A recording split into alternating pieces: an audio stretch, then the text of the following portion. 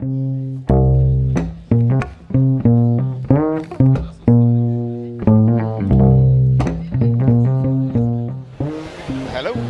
Is it working? Okay. So I'm here with Sohaib Hawan. I hope I did that right. Okay. I'll let you mangle my name later. But so I just wanted to talk. Maybe you could tell me a little bit about yourself. What is your art style? There's definitely a Middle Eastern flavor in this, in any comic book I've ever seen. And what do you think about Comic-Con and cultivating this kind of, feel in this area? Thanks for chatting. Actually, I'm from the States, and I actually talked to Ben Caddy, the director of the event, about 2 years ago. I host a radio talk show out of Philadelphia, and interestingly enough, he was one of the guests on our show, and I thought this was a great opportunity to really reach out to not only prospective creators here, but to really grow the comic industry in the Middle East. I'm talking about the con itself. So he and I started talking back and forth, and on the down low, without anyone knowing about it, I decided to write my own comic book series. I don't illustrate the series, I actually write the comic book series. But I have artists from all over the world working. I have an artist from Morocco who's working on it. I have artists from Spain, Mexico, the Philippines, and I created a series called Jinn Rise, which is genies and aliens, genies versus aliens. And basically what happened is that when I came back to the States after the first Middle East Film and Comic-Con, IDW Publishing, which is the 4th largest comic publisher in the world, they publish comic books based on Transformers, Teenage Mutant Ninja Turtles, G.I. Joe, Star Trek, the list goes on and on. They approached me and said, we would love to publish the series. And it's the first series ever based on Middle Eastern themes that's been published by a major U.S. publisher ever.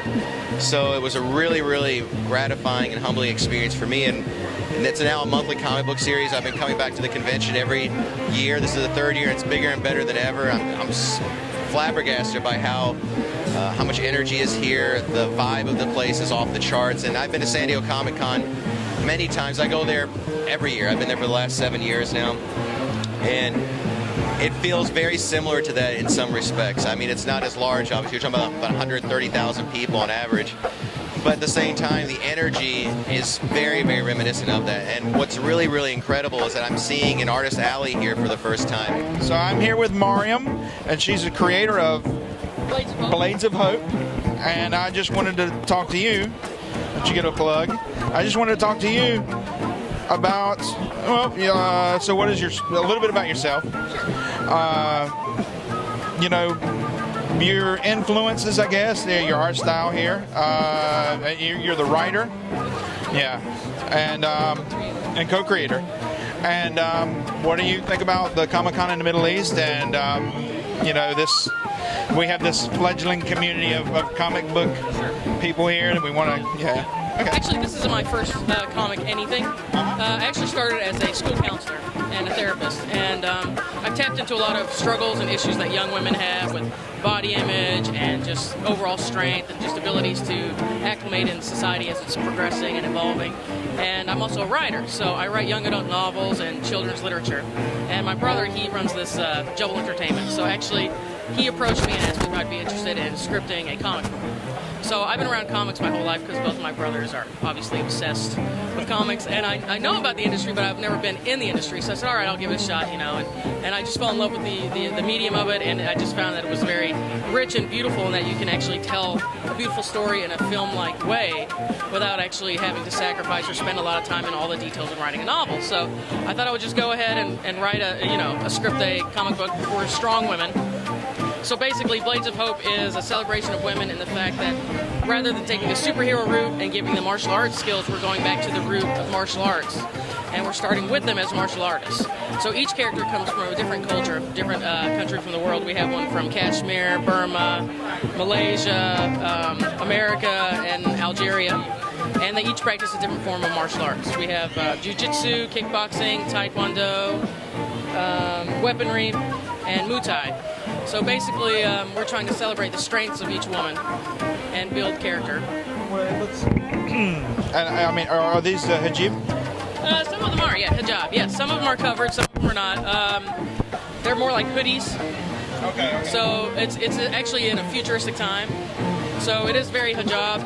like in nature. So yes, they're all dressed modestly, and they're all using their and rather than accentuate their physical appearance, they're using their physical strengths and their intelligence. So Just gonna say, there's a lot of comic books that, at least in the U.S., it's how skimpy the outfit is, how and then yes, it creates an image for young women growing up, I guess. that was my reason for actually doing it. I suppose Yeah. to be modestly dressed. It's not going to be a sexualization of women or girls at all.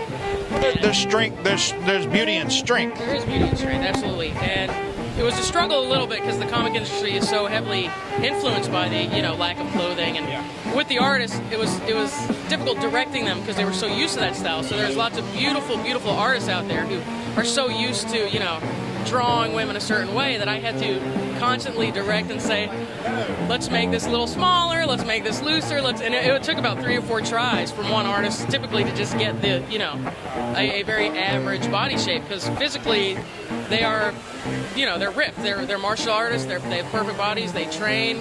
So each one has like a master's degree in art or mathematics or literature, so I made sure that they're all not just physical bodies, they're all going to school, they're all intelligent women, strong in mind, strong in body. So it ranges from age 15 to maybe 26 in the character, so it's going to try to cover something for all women. So hopefully this is issue 0. Yep. So it's basically a bio page thing with their like journal entries, and hopefully women and girls will get into it. I've seen a lot of fathers today who are very, very happy when I talk to them about it. So I know that a lot of fathers don't have sons and they want them to come to the comic conventions, but there's that whole, what do I show my girls? It's just My Little Pony, and it's cutesy little things that are not featuring women. So when they see this, they're actually like, oh, finally there's people who are dressed that I can be proud and say my daughter can read this. And Something real. right, that's exactly, I want to make it real. I want to make it accessible and connect with characters. That's my thing, is more to connection with the characters and their struggles and how they go through life. And that's basically what I hope. I hope it, I'm trying to make a little shift. That's not going to be easy, obviously, but I'll get a lot of flack. Yeah, I'll get a lot of flack from people, but I mean, this is awesome. This is great. I think it's fantastic. I love seeing all the culture. I really like seeing it overseas, because I see like everyone in the world seems to have that common interest in the arts and in film and in literature, and it's nice to see that even though we're very different, we all have a common ground that brings us together to enjoy and celebrate and have fun with different things. So yeah. Thank you. Thank you very much.